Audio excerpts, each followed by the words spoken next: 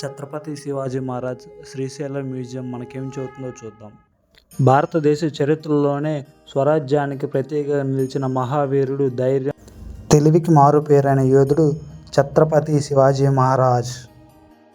1630 ఫిబ్రవరి 19న శివేర్నికోటలో జన్మించిన శివాజీ మహారాజ్కు తల్లి జిజియాబాయి గారు ధర్మం, దేశభక్తి, ధైర్యం వంటి గొప్ప విలువలను బోధించారు. తండ్రి సాహూజీ భోస్లే గారి మార్గదర్శకత్వంలో యుద్ధ విద్యల్లో నైపుణ్యం సాధించారు. చిన్న వయసులోనే స్వరాజ్యం అనే లక్ష్యంతో ముందుకు సాగిన శివాజీ మహారాజ్ గొరిల్లా యుద్ధ విధానాన్ని వినూత్నంగా ఉపయోగించి శక్తివంతమైన శత్రువులను ఎదుర్కొన్నారు.